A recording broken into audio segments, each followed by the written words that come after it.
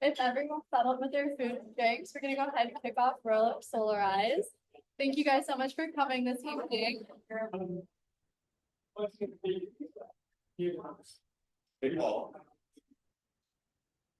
If you haven't signed in yet, please go ahead and use that QR code. You just want to make sure we're getting your contact info so we can get you this follow-up materials. Yeah, I'm Lexi. I'm the newest Solarize coordinator for the Great Lakes Renewable Energy Association. We're a nonprofit that's been running here in Michigan for the past 30 years, helping make solar energy and other renewables more accessible to Michiganders. We also do some work with the legislation side of things and try to get clean energy going. So yeah, we are a member-based organization. So we appreciate, yeah, of course, go for it. Thank you. And if my voice isn't loud enough, we can try and get some other speakers potentially. But yeah, thank you for that. Okay, hopefully that's better. But yeah, so I'm just gonna be going through what we're up to this evening. Hopefully you guys are a little familiar with the program. You got the flyer, you got the email, and now you're here. So basically, Solarize is an informational and non-committal event to help you guys learn more about solar and how we can help you get solar on your houses. I'll be passing it off to our other team members that we're partnered with Michigan Quality Electric and the Royal Oak Sustainability Board. Today, we're going to run through why solar now and the available technology and the cost of it, how it works, and then how to get that group buy discount at the end. Again, we're really grateful. It's a community-based program. The more people that sign up, the bigger discount we get. So yeah, thank you all.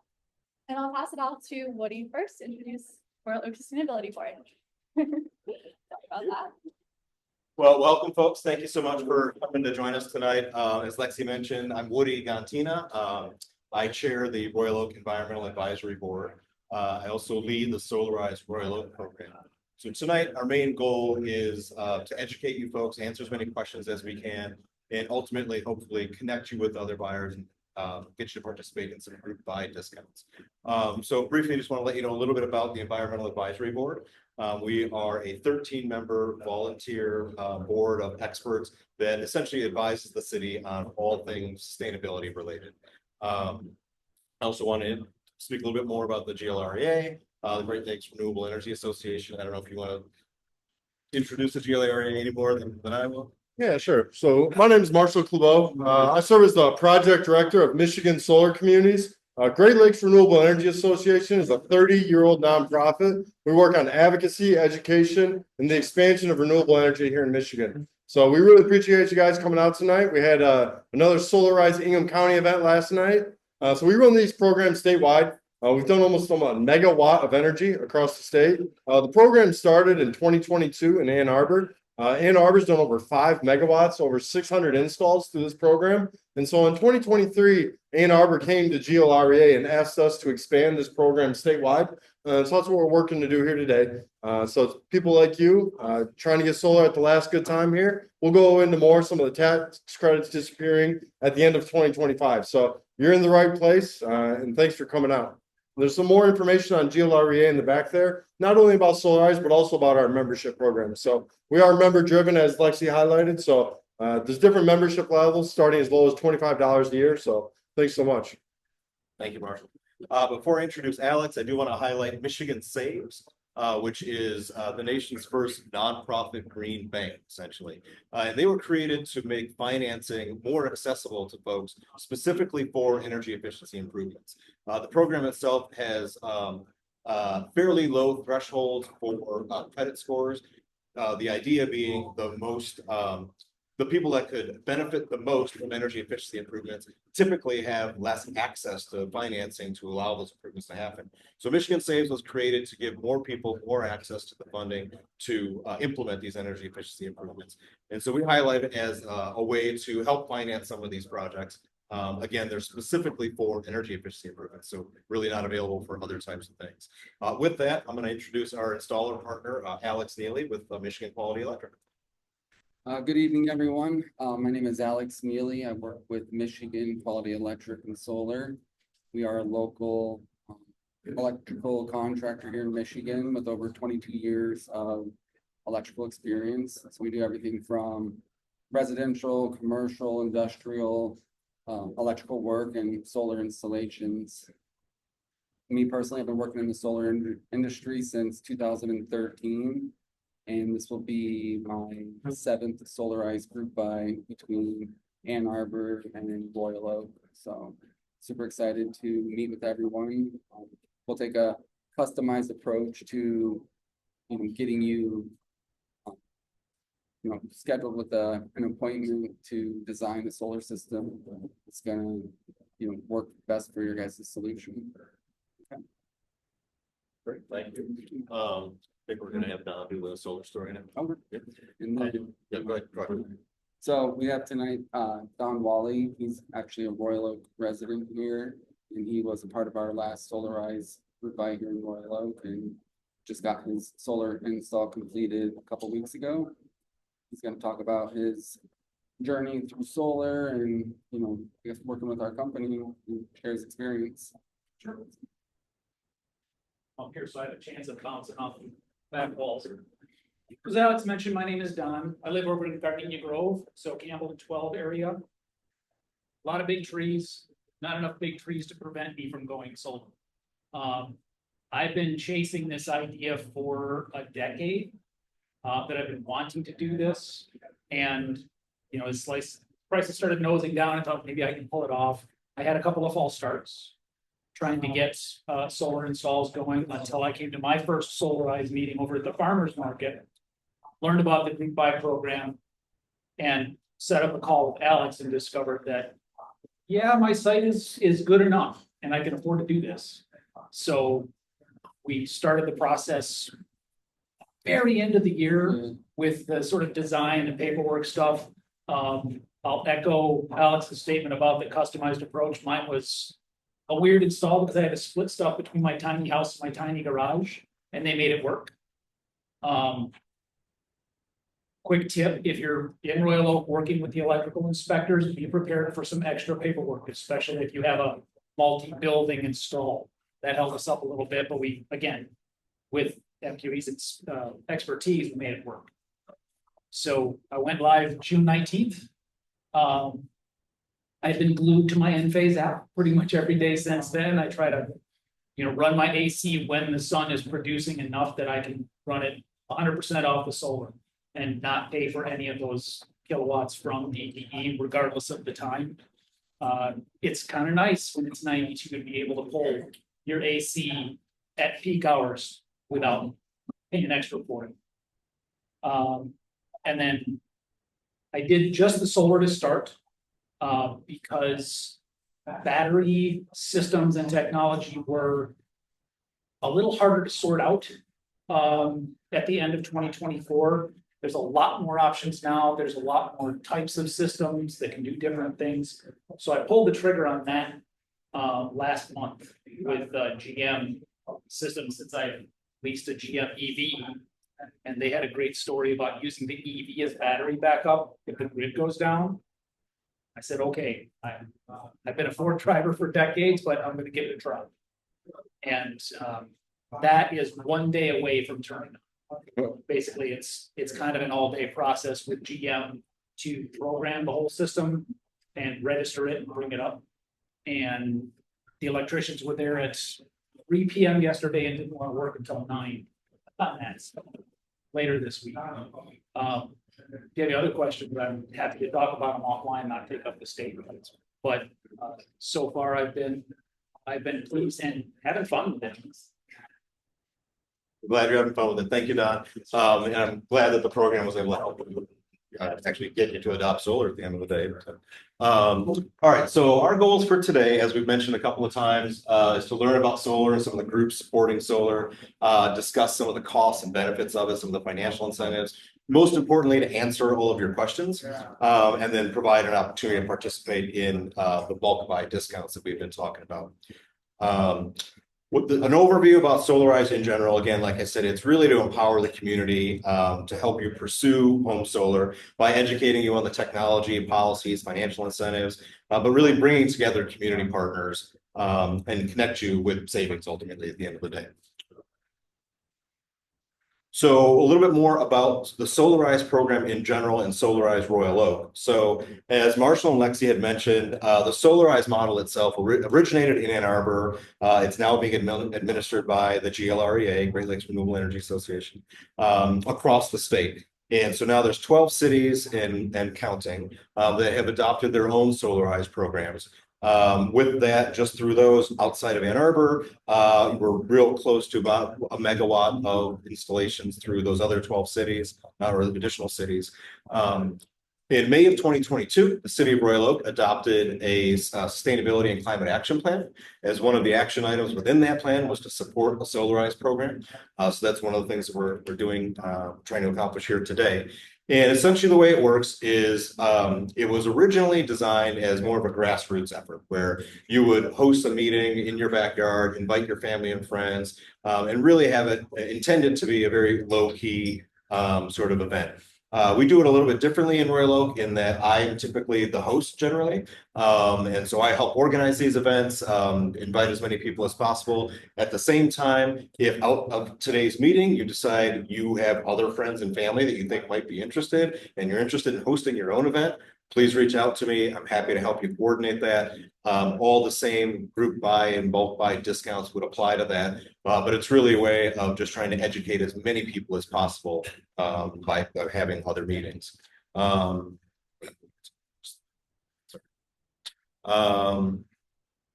I guess I covered everything going on there. Sorry. All right, so why should you consider solar energy right now? I would say that one of the most important things is the financial aspect of it. I know the chart's a little bit hard to read, I apologize, and it is a little bit dated, but I will sort of give you a little bit of a timeline here. So the last year that you see on that chart is 2019, and of course, all right, sorry. The highest rate on there is Michigan. And so, sorry, I'm getting confused because I'm clicking that screen and looking at this one. I apologize.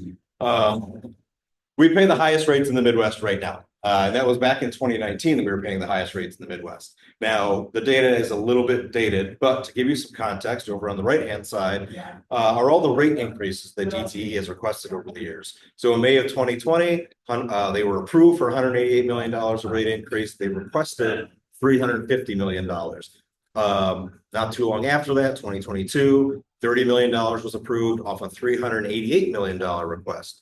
A year later, $368 million approved off a $622 million request, and on and on and on. The point with this is not necessarily to disparage DTE or help you form any opinions about DTE. It's to simply demonstrate the fact that utility rates are increasing and they will continue to increase. Over the past 2 years, there was over $1 billion of rate increase requested by DTE. So hopefully our MPSC will continue to look at those rate increase requests very carefully and manage those rate increases carefully. But the reality is our utility rates are going to be going up. Some of the other considerations are climate change. We've got major weather events that continue to happen. We're experiencing a bit of a heat event right now, but there's a lot of weather events that take down our infrastructure. Royal Oak is no stranger to long-term power outages or short-term power outages, but frequent power outages. And then lastly, greenhouse gas emissions. So adopting rooftop solar, again, the city has adopted the Sustainability and Climate Action Plan with the goal of reducing greenhouse gas emissions. By adopting rooftop solar, this is one way that you can help participate in reducing those greenhouse gas emissions. And I'll add, there's no given guarantees in life, except that your energy bill is going to keep rising. So solar is really one of the only investments in the world that will pay for itself and still give you a benefit. There's been a lot of analysis from the big, beautiful bill that just passed federally. Energy rates are expected to raise anywhere from 12 to 25% in the next 2 years. So now is a great time to get in on your home solar. So on that's a very good segue into the next discussion here. So solar energy is the cheapest form of power that you'll have right now. Again, this program is to help make it even less expensive by aggregating buyers and offering additional discounts.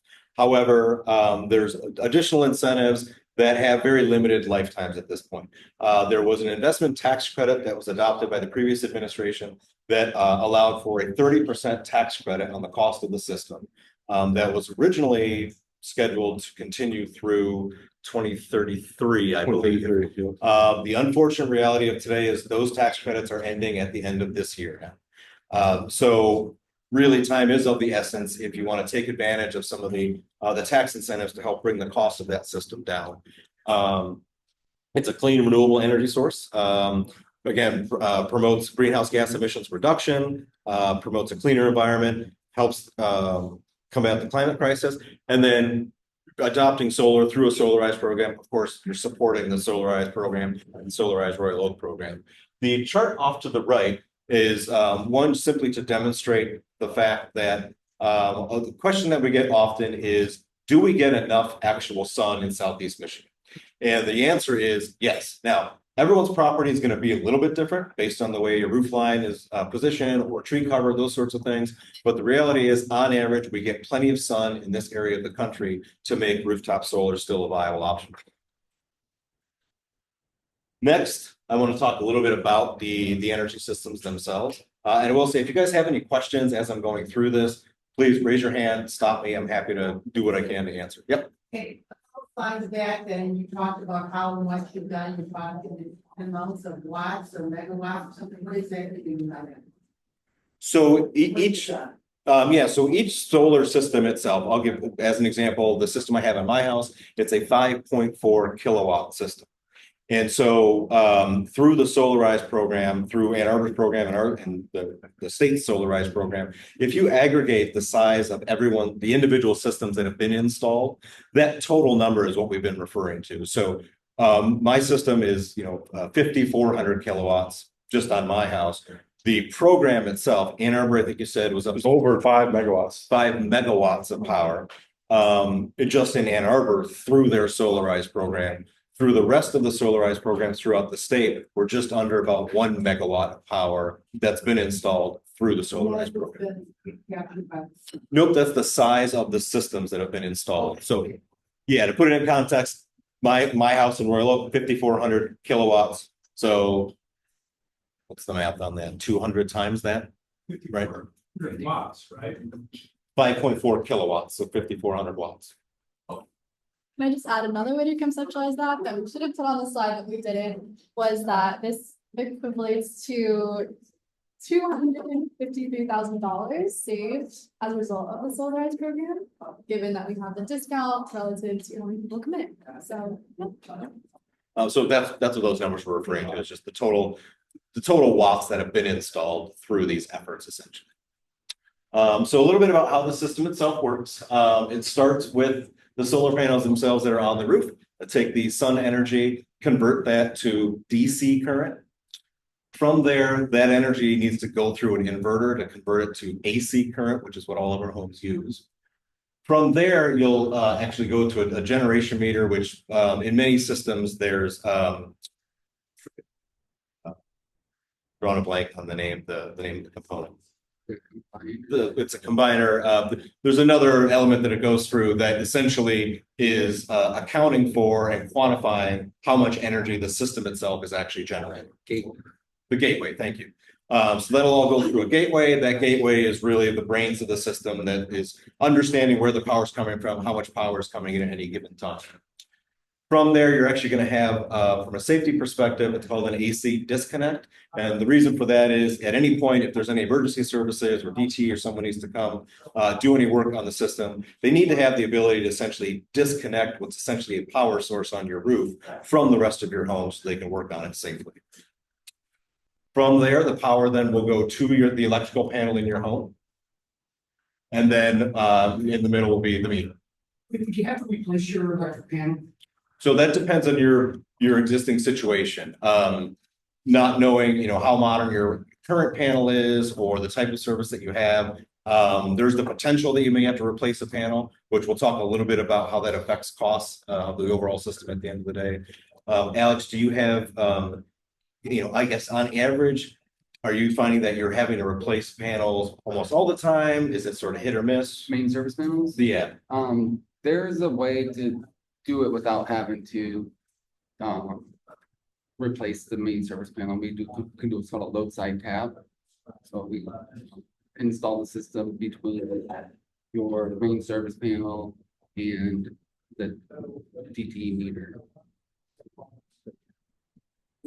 But yeah, there's cost advantages of, replacing the main service panel. So if you have like a 100 amp panel and you're planning on doing EV in the future, you may want a 200 amp service panel. So, on an average cost of around, $2,500 to $3,000 for a main service panel upgrade, bundling that with solar could potentially qualify for like the 30% federal tax credit. Yeah, so the tax credit does apply to the whole system, including a battery. So, that's going away into 2025. Now's that time. So if you're thinking about, expanding heat pump, electric car, electrifying your appliances, it might make sense to, upgrade that panel. You can get that 30% discount. Great. Heating and cooling, or are we also talking about water? For For your house, heating and hot water, or just? well, it depends on the type of system that you have. So since this is just generating electricity, if you have an electric water heater, which I would recommend you don't have, just because they're not very energy efficient, it could certainly, help with that. If you have, again, wouldn't recommend it, but if you have electric baseboard heat, anything that's electrically operated would benefit from a solar system. Oh, So just back to the panel, replacing panel is main driver, 100 amp versus 200 amp. Is that what usually makes the decision whether or not one should decide to have to? No, not necessarily. I mean, you can go solar with a 100 amp panel, but with a load side tap connection. So we don't feed the solar directly into your main panel per se with breakers. We do separate basically your service feed and then put a box in and connect the solar in that way. So it's a way to avoid having to go directly into your main service panel. And if you didn't want to upgrade your main service to from 100 amp to a 200 amp, but if you were expand, like say, like getting an EV or something like a electric car in the future would be, those are most of them are going to require a 200 amp service panel. So at that time, it would be more cost effective to take it, to do it now at the time of doing the solar install. Okay, good, thanks. One tidbit I might throw in, I did upgrade my service panel because I knew I was gonna get it someday. When I did that, it was about $3,000. And it was an extra $600 to have the bury my supply line. Which means that my house power is safeguarded from tree limbs. So it was a nice little benefit that the tree limbs, which constantly drop in my area, can't get my power from utility. And what amperage did you have on your gym? I had 100 amp. Okay. I upgraded it to a 200 amp. Okay, so we have 200. And the 200 amp has been fine. Okay. I think we had a question back. Did you have a question, man? Yes, okay, so when it goes through those different stages, it goes into your panel, it'll power any electrical thing like the stove, the refrigerator, Whatever would, appliances. yep, whatever is typically powered by your existing electrical panel. Is if you can essentially think of the energy that's coming from the solar is no different than the energy that's coming from the power pole. Okay. The way the house is operating doesn't change. Okay. So I just want to highlight real quick on the generation meter, the DT. Some systems, some states, they have a separate meter for the power that's being generated by the system. In our case, the generation meter and the DTE meter are the same in the sense that they have smart meters. So any energy going back onto the grid, the meter effectively operates backwards. So in our case, it's the same meter that's sort of handling all that. The last part of the system that I want to highlight is storage, which is the battery. You definitely need to think about it as a separate part of the system because you can certainly install solar without installing the battery and without having storage. It won't be as efficient of a payback, but the batteries do bring some complexity to the system. So I'd like to point out, essentially how the system all works because the gateway that I had mentioned before, that's the brains of the system. And the way it's going to operate is as the system is producing energy on the roof, it will basically is smart enough to understand that the house is calling for a certain amount of energy. So assuming that the panels are producing enough energy, we'll divert the energy to power the house. If you do have storage and there's enough energy being produced and you're satisfying all the needs of the house, any excess energy, it automatically will then start to charge the battery. If the battery is then fully charged and the system is still producing more energy than the house needs and the battery needs for full storage, it then will send that excess energy back onto the grid and you'll receive a small credit for that. So I like to point that out so people understand how the battery, while it is sort of a separate component, something separate to think about, how it does get integrated into the system, and it does help you be very effective with the solar itself and how you're utilizing that power. A little bit about batteries themselves. They can act as a backup in case of a grid outage.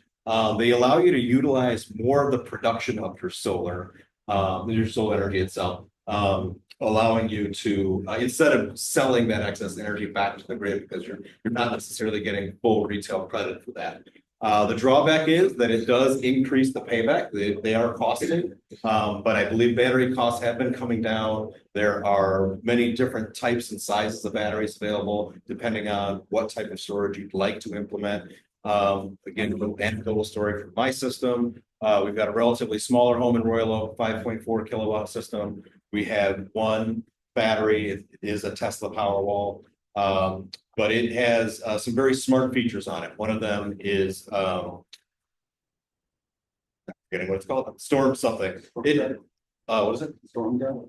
It's Storm Guard or something along those lines. It actually knows the weather reports. If there's a severe thunderstorm or a potential for a storm that may result in an outage, it will go into a mode where it will automatically start charging the battery, such that if the grid power goes down, the battery has as much charge as it possibly can. Now, that will even happen even if it's on a cloudy day.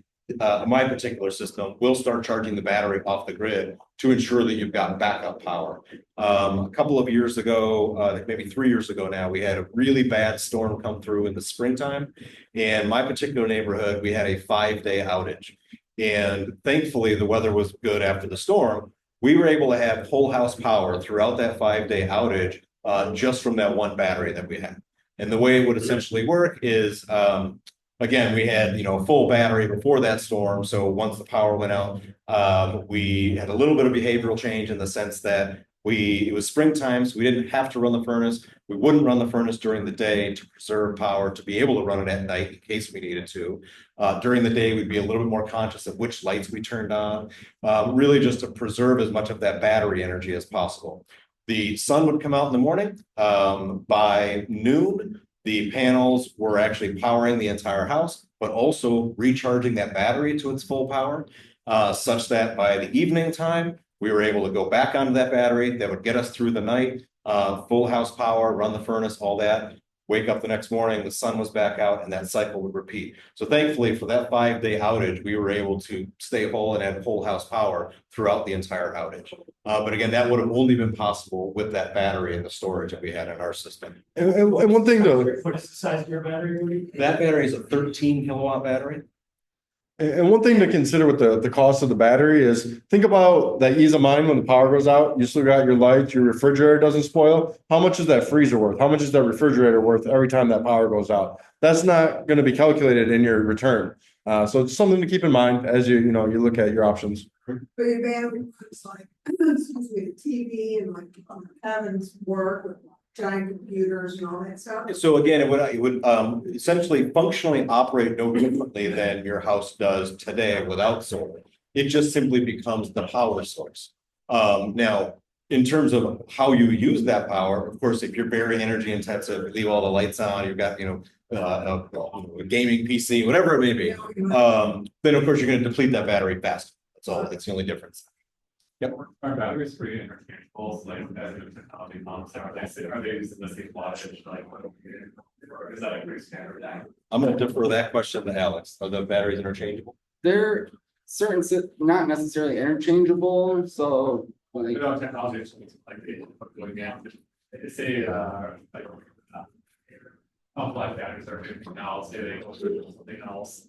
I mean, is the inputs going to be the same, or you can just swap the battery, or?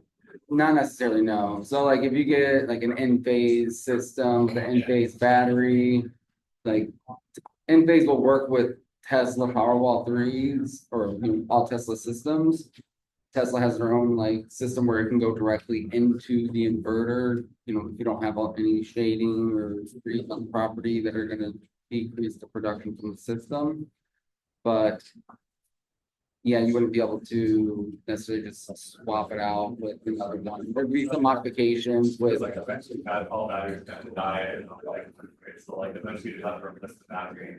there are certain charge and discharge cycle life throughout the batteries. Some have, 10,000 charge cycles, 10-year warranties for most of the batteries. Some have 15 years.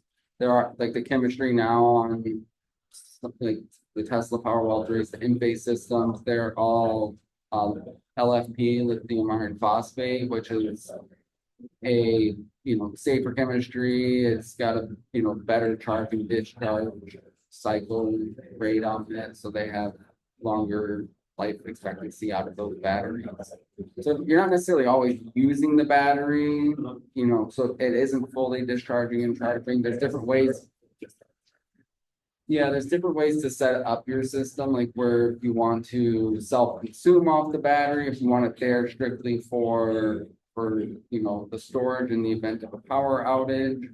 There's a couple different ways to set up the battery to function at its best abilities to save you money throughout the year, throughout the day, and they do learn your habits, and they do have a lot of really cool features on them.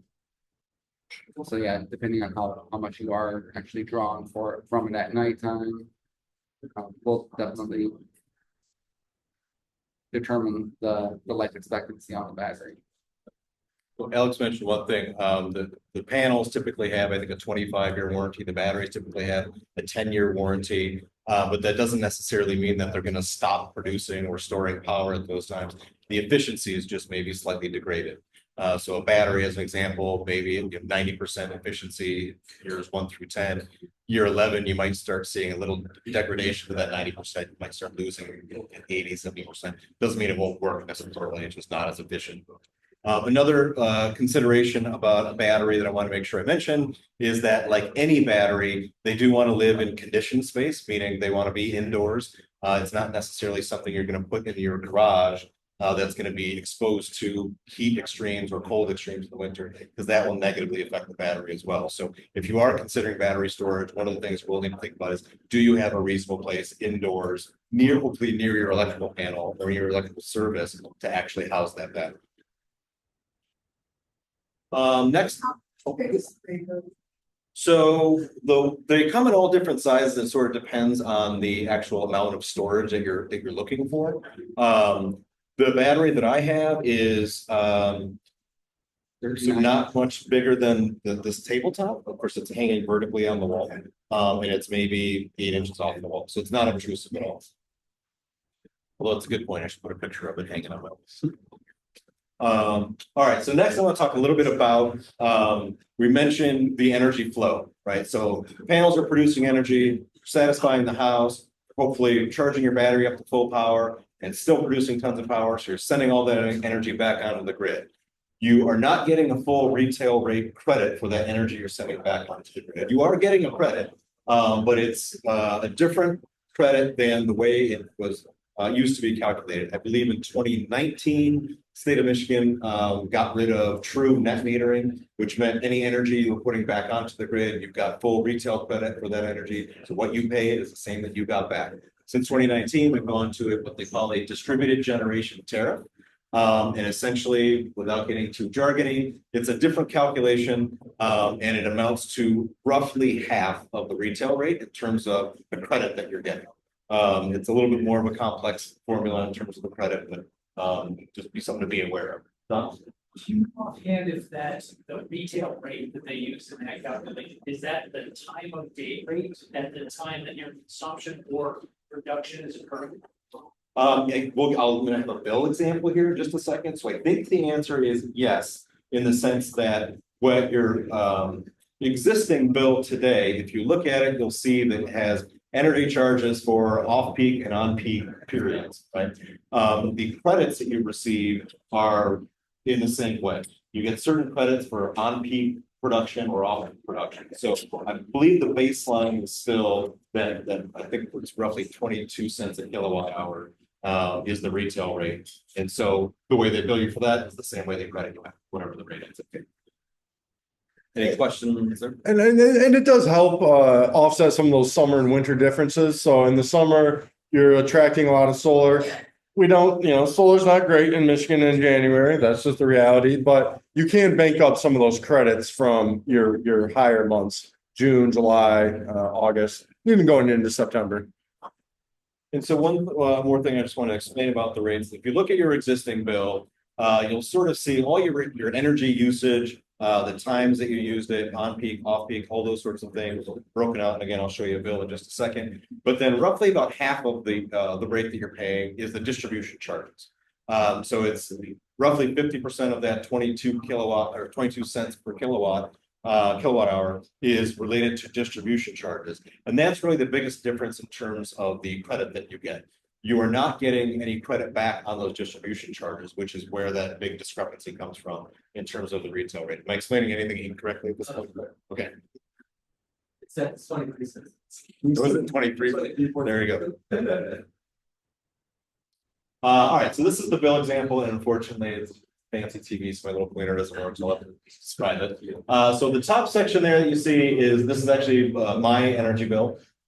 This was in the month of May. Very high production month, so we didn't actually use a lot of energy off the grid.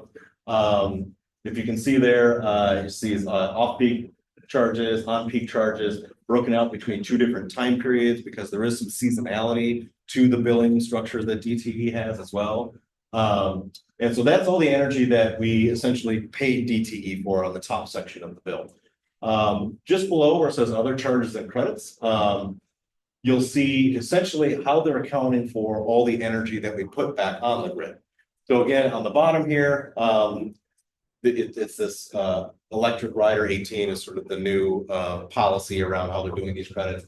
But again, so they break it out between on-peak outflow credits, off-peak outflow credits, specific time periods based on the seasonality. But if you look at the actual dollars, to your question, Don, the credit amount is different based on the time that we're actually putting the energy back on the grid. So these are the nuances to a system. Once you have it, you start to understand how you can most effectively use your system.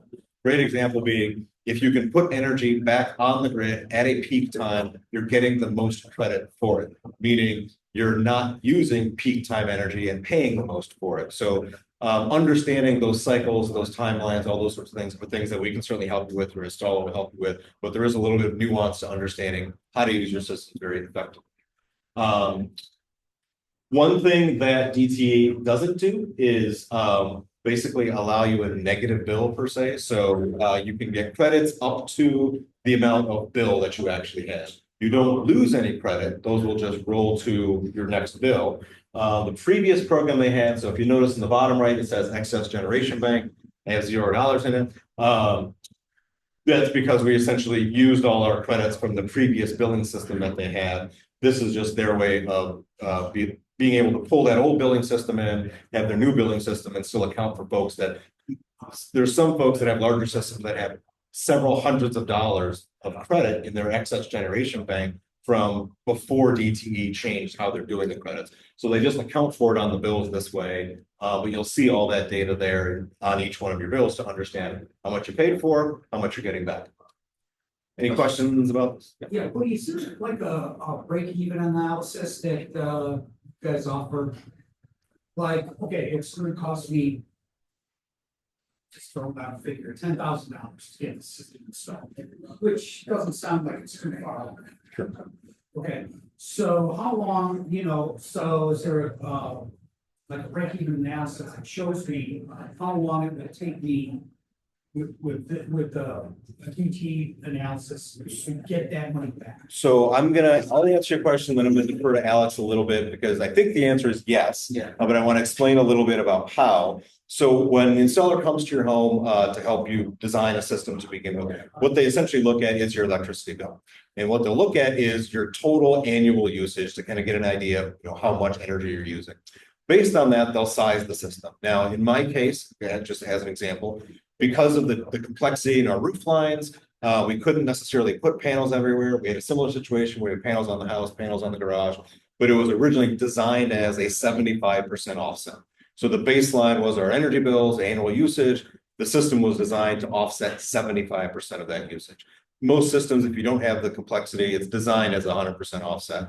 But in the proposal, based on those dollars, the cost of the system, your annual energy usage, and the effectiveness of your system, that you will get a payback graph that will tell you, at what point you're going to basically pay that system back at all of those, I guess, static numbers. So if you become more efficient with the usage of your home, your payback period will become shorter. As the cost of the system comes down through tax credits, these types of incentives, whatever it may be, your payback period will come down. If we suddenly, the sun explodes, we have bigger problems, I guess. But This is the least of our if you're not producing energy for a long time, obviously the payback period is going to get extended. So, but the proposal does come with that analysis. Am I saying anything incorrect? No, that's all. Yeah. Hey, what, generally 7 to 10 years? Yeah, on average, yeah, I'd say the average is right around 8.5 years or so. So it could give or take, depending on, the templates. That's without a battery. Battery's gonna add another roughly 4 years to the ROI system, but it's one of the, if you were to get a whole house generator or a battery backup system, the battery backup actually does have cost savings benefits to it versus like a generator that's going to sit there and work, maybe get turned on 2-3 times a year. So that has maintenance costs as well that have to go along with it. So yeah, that's actually a good point that I forgot to mention about the battery versus a either natural gas or diesel generator. The generators, while they certainly can provide in the emergency, provide you with backup power, there are some downsides to it in the sense that, again, from a greenhouse gas emission standpoint, you're producing more GHG emissions by running that, even if it's natural gas or diesel generator. But at the same time, as Alex mentioned, it's only working for you in those emergency situations. So you have an asset that you've paid for that's sort of sitting there, not really providing any return to you until there's an emergency, whereas or until you sell your house. Whereas a battery, depending on how you configure it for your own personal use, is really paying you back or providing you, efficiency or usage every single day, in addition to that emergency backup peace of mind. You had a question back there? Yeah, you were talking about the bill. I'm not sure exactly the terms you use, but did I understand you saying you'll never have a bill where they end up paying you, maybe almost $0, I mean, they would just carry over your credits? Correct. So the credits that you generate are up to your usage. So another thing I always like to mention to people is these are all, what we're discussing are all grid tied systems. So you're always going to still be connected to DTE's grid. Which we want to, that's actually a benefit, it's a good thing. Because if we have more systems producing renewable energy that are putting energy back onto the grid, it's actually helping the grid with its peak power needs. So a lot of the infrastructure concerns that we have, having solar energy, putting energy back on the grid versus having to ramp up any of the coal-fired plants or any other plants that are producing the energy, having a grid tied system is a good thing. Now, I'm sorry, your question was again, what? It's about the bill. I mean, they will never say, okay, we owe you. Yeah, so you're always going to be using some sort of energy or some sort of service from DTE on any given month. The likelihood of, even if you have solar and a battery, of running off of just that, never using any grid power over the course of the month is pretty low that you'll be able to do that. That's not to say that you may not have very much usage from DTE. So you're never going to have a zero DTE bill in terms of just the way being a grid tied system. What I mentioned about the credit is you're exactly right. You're never going to be at a point where they're going to mail you a check. But you will not lose those credits. They're just going to offset any future usage that you may have. So, again, did I explain any of that incorrectly? I was wondering, have you ever seen excess on your bill? Yeah, so in this particular month, we had this credit, which what you don't see on this bill is I actually have also a separate meter for my EV. because DTE does offer a discounted rate for EV charging. To not confuse and convolute things, I removed all that. So on this particular bill, my total bill was obviously more than the $18.66 because of the EV charges. Here, I actually had in this particular month for just the house energy usage, not talking about the EV for a second, we actually had a larger credit than we did a bill for the energy. My actual total bill, I did have, I think I owed $25, but that was related to my electric vehicle. So I didn't want to confuse the conversation by putting that in there. So, you know, it's not that I didn't have a bill this month. I did have a bill, but it's because of non-solar related reasons. So it is- Yes. The overrun for the house that pay that pay is. So yes, but in sort of a backwards way, in the sense that you're getting the $20 of credit on this side of your bill, which is effectively $20 you're not paying. At the same time, you're still paying for your EV at the discounted rate. It's not a one-to-one where you're getting this credit on this bill necessarily. Getting $20 per year. 40 years. Yes, yep. That's exactly it. And that's so on your bill, it'll be one number at the bottom, accounting for it exactly like you just said. Yes, sir. So on the side, I was reading in the DTE literature that, you can't go over 110% of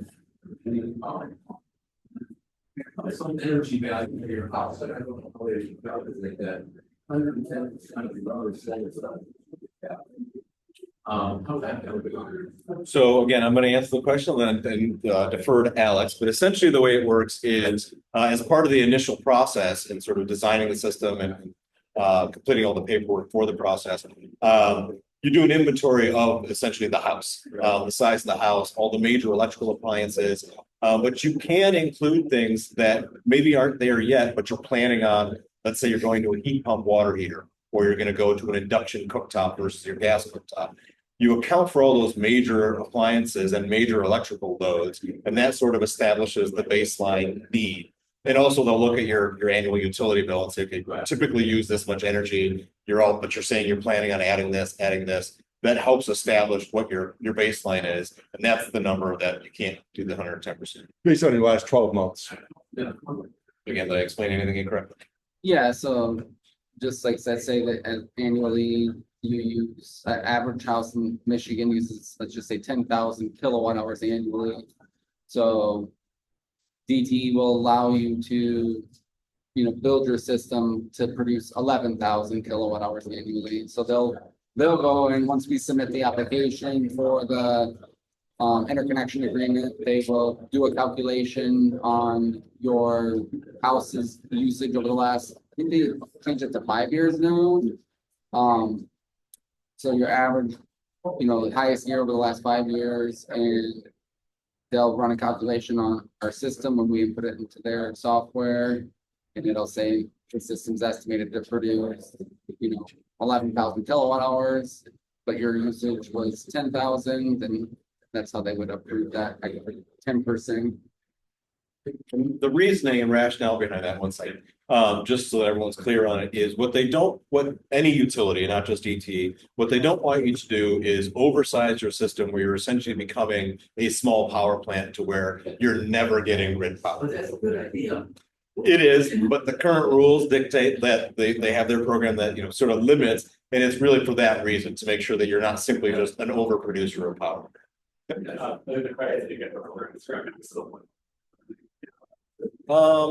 I don't believe there is. Do you know the answer to that by any chance?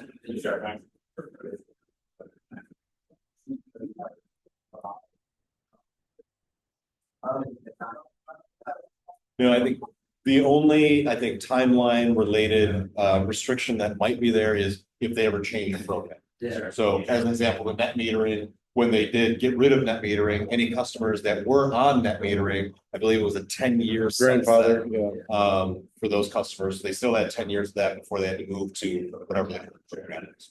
That's like. Any other questions on the billing? Sure.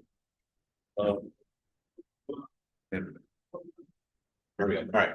So I want to talk a little bit about the permitting and a program that the city of Royal Oak recently announced called Reno. So a little bit about the permitting. Your fees are always going to vary, as Don had mentioned, based on the complexity of your system. If you do need electrical panel upgrade, there's going to be certain permitting required for that. The solar system itself will require some permitting. The battery may require separate permitting. Any exterior work you may need to do with trenching and whatnot. All these things come into consideration in terms of what the city will ask of you in terms of the permits you need to pull. But your installer will help you with all those things. There's very little information that's typically required. Your installer will again help you through this. They may need to peek into your attic just to sort of verify some of the structural elements to make sure that the roof can actually hold a solar panel system. You will need to go through an approval process, both through the city of Royal Oak, but also through DTE. One thing I'm a little bit concerned about is with the tax credits going away at the end of this year, DTE in years past has been the bottleneck in terms of their processing of applications. I know they've gotten a lot better over the years, but I imagine there's going to be a glut of folks that are suddenly getting off the blocks and getting a solar system. So there may be some potential delays with the DTE part of the process, just to be aware of it. But I also want to make sure that I highlighted the Reno program. So this is a new program announced by the city of Royal Oak. Reno stands for Residential Enhancement and Neighborhood Opportunity. Amongst many things, one of the things that's included in the program is the city will be waiving permit fees for the installation of solar. There's other things that they'll waive fees for in terms of energy efficiency upgrades. But as it relates to our discussion today, I wanted to make sure I highlighted that because again, part of our goal is to make sure that we make you aware of all the different financial incentives to help bring the cost of that overall system down. Anything else on permitting that you want to mention? Yeah, just the whole DTE thing, kind of reiterate that it does take a while for DTE to approve the actual approval process for the initial interconnection application. And then once we have installation complete, there is a process that we have to go through with submitting documents, pictures back into the DTE applicant portal to get them to review with the electrical inspection sticker and getting them to then come out and do their site visit to actually reprogram your meter. So that is a bit of a process. That does hold up. About this time, this gentleman said it was about 6 months that the process took. With the credit ending in 5 months, I mean, if we sign up before the end of the year, like in the next month or so, will we be able to get a price, or what if we can't get around to the February, then what happens? The approval process doesn't take that long, but That 6 months was not because of hold up for Michigan Quality Electric. It wasn't because of a hold up even from Royal Oak or DTE. A lot of it was trying to figure out how I was going to get kind of all the groundwork laid. I had to re-roof my house. My roof was really old, and part of it is flat. So that roof was not gonna last even another 6 years. Those panels are gonna be up to 25. So the holdup for me was honestly getting a roofer. Well, whatever the holdup might be, let's say 10,000 people decide to sign up, but so you can't physically get this in before December 31st, so then we don't get the tax credit. Well, so a typical DTE approval process should take roughly 3 to 4 weeks. And the city of Royal Oak permitting process will sort of be running in parallel. A typical installation doesn't take very long, but it is a very real concern. I'm not a tax expert to understand how it'll work in terms of when the system is installed and what implications there are if the December 31st date hits, but a system is not complete yet. I believe there's some nuance to the language in the bill that says the system has to be installed by the end of the year. Yeah, the IRS guidelines have not been complete. We're still waiting on them. We keep hoping every week. The big beautiful bill passed on July 4th, and we're still waiting on those exact specifics on what constitutes online system. So it's still kind of in flux. So there's a chance that if things get held up and can't get installed, then we have a financial issue, because for whatever reason, we're gonna go install on I would say if you have a contract signed before the end of August, beginning of September, you'll be fine for being able to assume the tax. We could. Should I ask if you referred, you talked about the attic. Some houses in Royal Oak don't have attics, it's like 7 inches or so between the shingles and our ceiling. Can you install solar on that? That's not a problem. It's mostly, well, Royal Oak does need a structural engineered letter for the installation of the solar system. So there's ways. The easiest way is to have attic access or a picture of the attic. You were able to pop in and, at least confirm what your, the roof trusses are made out of. So if there's some sort of, we don't have to necessarily get into the attic. It's more so big, seeing what your house is, the trusses of the roof are made out of. If it's 2x6s, 4s, if it's engineered trusses. And we could do a way of measuring the house and then sending that to our team of engineers where they can then look at it, do their weight load calculations based off of the span, the pitch of the roof, the materials that are, what it's built out of. And then They can do all this without an attic, in the attic. yes. Well, there's still a space. And in that space, they just need to verify, essentially, like Alex was saying, the size of the structural members. So the roof structure that you have is not necessarily your ceiling structure, it's a separate structure.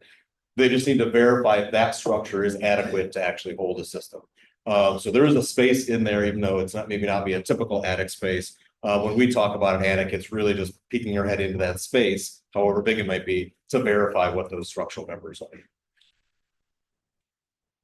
Last thing I wanted to mention about the rental program is, while the program has been announced, some of the details of it are still being discussed. It's not actually going to be going live until September, correct? That's what I've been told. All right, talk a little bit about the cost of the system. The unit of measure that we typically talk about these systems is in price per watt. Again, measured price per watt. The average price per watt for solar in Michigan is around $3.35. And prices can range from $3 to $3.85 with a bunch of different variables affecting what that would be.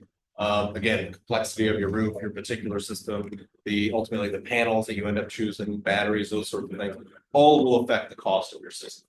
Ultimately, the system size will affect the cost of your system.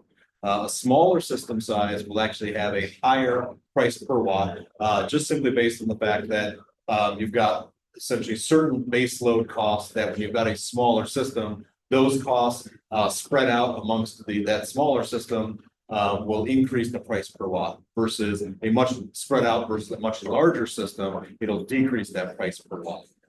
So it's a little quirk, just make sure you want to point that out to people. Again, we mentioned complexity of your roof, if you need to trench, the inverter types or panels that you decide to use, and then ultimately batteries probably have the biggest impact in terms of overall cost of system, just based on their costs. So again, the Solarize program itself, how it works is you guys are all here tonight. And again, thank you for taking time out of your evenings to come let us talk to you about solar. The group buy discounts that we've been talking about essentially work this way. Out of this group, we're hoping that all of you, of course, get solar on your roof. But if you don't, this is sort of how the tiered structure works. And this is all the installers, just like Michigan Quality Electric, there's other installers that take part in these Solarize programs. They all agree to these rate structures. If we can get essentially the more systems that we get in place, the bigger the discount, in addition to all the other incentives that we had mentioned. So this would be in addition to the 30% tax credit, in addition to the permit fees being waived by the city. If we can 3 households, an additional 5% discount for all those households, 7 or more, 10%, and if there's more than 10, then you get an additional 15% discount on the solar, not necessarily the battery. So that's how the group buy part of it works. And again, this is where folks like yourself would maybe be incentivized to talk to that neighbor or family or friend that lives in the city that was maybe considering it. Because again, the more people that do ultimately adopt it, the higher the likelihood of getting to these higher tiers of the discounts. And the idea with that is essentially economy of scale. We are talking about Royal Oak right now. So as an installer, as an example, if they've got 5 systems to install in Royal Oak, it's much more economical for them to come to Royal Oak and install those 5 systems versus a system in Royal Oak, a system in Rochester, one in Walled Lake. Excuse me. That's essentially why these Solarize programs have been very localized to either a county or a city level to be able to take advantage of that economy of scale. So the next steps would be to get any additional information that you think you might need, any questions that we can answer for you, get an estimate from Michigan Quality Electric. We do say that you're welcome to get other bids as well, but that installer may not necessarily agree to our Solarize program, so it's something to be aware of. But we also want to make sure that communicate that this is all an open process. We're partnering with Michigan Quality Electric on our education program here, and they obviously take good care of you. Decide whether or not you are going to be paying for the system outright or need to obtain financing for Michigan Saves. The Michigan Saves process is very easy. I actually have several Michigan Saves loans myself, and the process to get qualified and for them to help fund the project. It's a very easy process. And then ultimately just make a decision on whether you think it's something that you want to move forward on. And, you know, I have on here support Solarize Royal Oak because even if you ultimately decide that maybe this isn't the right time for you or you're not able to do it, please tell everyone that you know that this program does exist and we're here to help educate, answer questions. The goal, again, at the end of the day is to ultimately facilitate getting as much rooftop solar on in the city of Royal Oak as we possibly can. And if you do need a new roof and you're looking for financing options, Michigan Saves will finance the roof and the solar together in a loan. So that is a good option as well out there for you. And I would encourage you to check with your financial planner, your CPA about my next statement related to that. If you do need to replace your roof in order to put that solar on there, I do know of folks that have considered that a part of the project. And so the 30% tax credit was applied to their roof because it wasn't part of their solar project. Again, check with your CPA on it. Yeah, that is not guaranteed, you know. But if you can work it, not bad gig. And that is actually something that I had to do in my home. We did have to replace a section of the roof. It's an older roof. It still has some life, but it's nearing the end of its life. Rather than force ourselves into replacing the entire roof, what we actually ended up doing is only replacing the section of the roof where the solar was going, such that we at least knew that section was good. When we go to replace the rest of the roof, we don't have to worry about taking the panels off to replace the roof and put the panels back on. So that's one way that we sort of got around our situation of having to replace our roof before the solar. Any other questions? How will you calculate how many people you have in the group for the business? Will we only count the people who are in this room or? So that's where it'll start. At the same time, if you again have folks that maybe weren't able to attend today's meeting, we have recorded it. We have other meetings that we've recorded that are the same information. We can certainly help provide that. If you're able to get other interested folks that aren't necessarily in this room today, but are in Royal Oak still, absolutely. Typically, we'll keep the group open for a certain period of time after the meeting itself. And anyone that we can get to be a part of that group, obviously it helps all the numbers, then we'll sort of set a cutoff date and whoever we've got within that date, with a little bit of flexibility. I mean, again, we're not hard and fast. We want people to adopt, we want people to take advantage of discounts. So in terms of the numbers and how we calculate them, it's everyone that's here as a part of the group or folks that you can maybe get to become a part of the group outside of this meeting up to a certain reasonable thing. So you've had other meetings. What about those people? So those other meetings and those other groups would be separate from this one.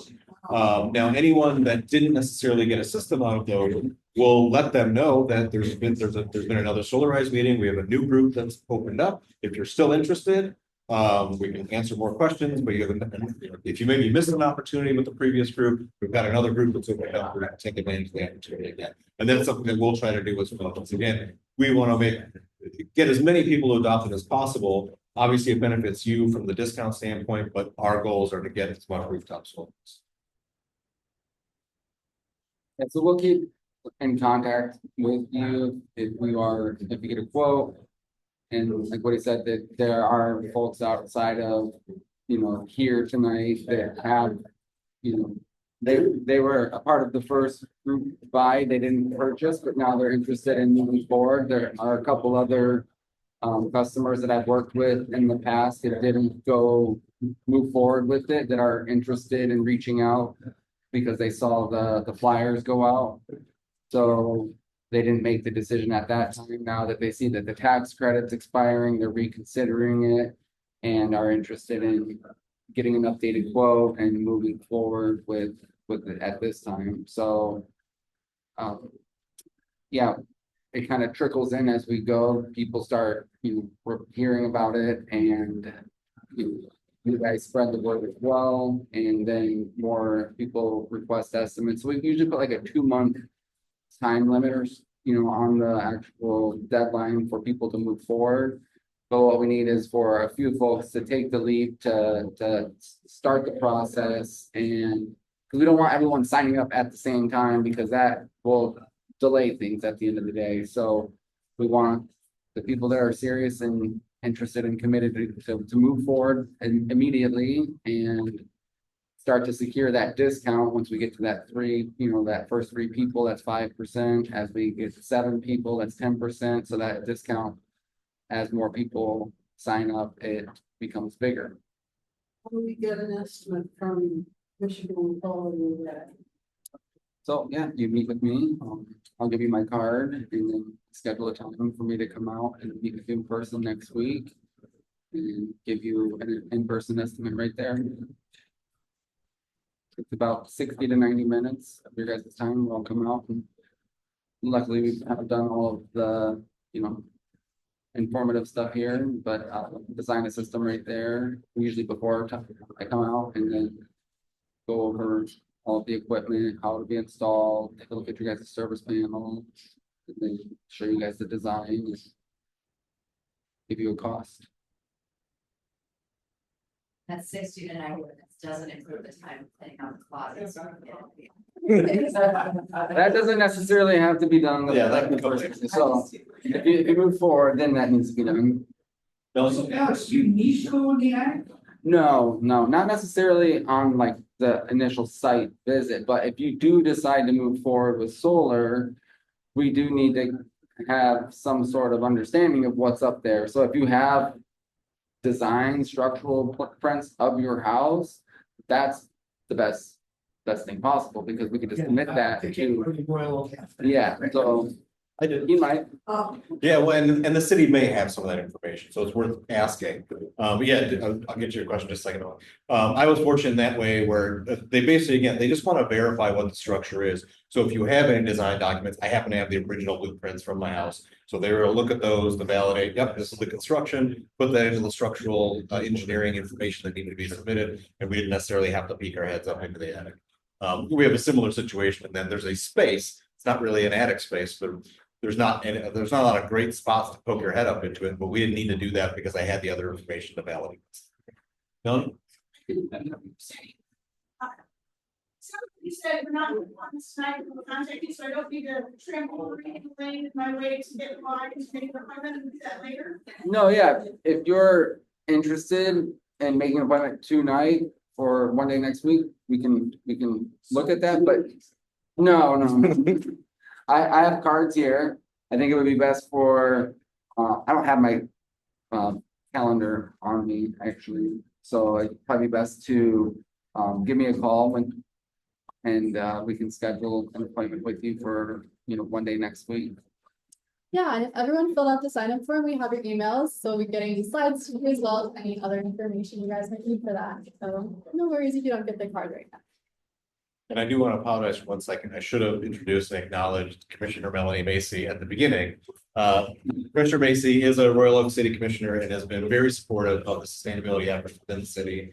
Not only the Sustainability and Climate Action Plan, but her attending tonight is obviously evidences her support of the Solarize program. So thank you for being here, and I appreciate hopefully, we'll see. Yeah, we'll see. Go. The price for, figure the 335 average, does that include any group discounts for tax credits? I don't know. No, that's usually before the tax, before the tax credit. Or we like this much. So yeah, because I was gonna, that cost, it includes, the panels, the install, the, we talked about the gateway, Yeah. All the components that connect to the meter. Well, maybe not a panel. Yeah, that's an all-in cost out the door with taxes and everything, all your interconnection fees, panels, inverters. Then obviously any add-ons like a battery backup system, main service panel upgrade. If it's, two different structures, trenching, things like that, those are all a la carte items. Yeah. We have a question. Yeah, so you said that the list of kilowatt hours is infinite. So do you use the average of your bill or do you use like a percentage of the average? Because if you use the average, then you're 8 months supposedly. No, yeah, we don't use an average. We take a look at each individual month and then I plug that into my software and say January is 900, February is 800, July is, 1,500. Max on here. The max. Like that, the inverse, or probably max or you're supposed to call the bar or No, I use each individual month. So I look at your bill has a graph on it that shows the last 13 months. And then I look at each it gives you the daily average kilowatt hours. I calculate that all out. And then it tells me what you use exactly each month. There's another way to do it as well, as if you go on and you get like your interval data off of the DTE website. That's kind of that gives you a better idea of what you use. It knows what you use every single day, hourly, and then we can plug that in. So it gives us an actual better cost savings of what you're using for that each day, how a battery could impact based off of what you're using at nighttime. So if there is an outage, it gives you a pretty cool energy flow of how that could. Higher. Right. Not being part of it. Yes, that Yes. 110% is based on the total annual. The total annual, yes, correct, sorry. Yeah. So if I misunderstood that, yeah, the total Total kilowatt hour. annual. Consumption. There's another question. Yeah, I multiplied $3.35 by 5,200 watts. Okay. To happens to be the size of your system. That came to 18,000. How comfortable are you with confirming that that's in the range of what yours costs? I'm happy to tell you what our system costs, but I'm only gonna be able to tell you what the net number was at the end of the day, 'cause, like, after all the discounts and things. So my 5.4 kilowatt system, aside from the battery, was roughly, after all the tax credits, roughly $10,000. The battery was an additional $13,000. Well, So it's a pretty significant increase in cost of the battery. So I believe before any discounts, it was roughly $18,000 to $20,000 system. And then we applied all the discounts to it, so we got just over $10,000. Was just the panels part. But again, that's a 75% offset. So realistically, if we had different roof lines, system size would have grown a little bit. And the cost, of course, would have gone up a little bit as well. Now, again, in our home, we were able to take advantage of some, some infrastructure savings in the sense that, again, we have 10 panels on the house, 6 panels on the garage.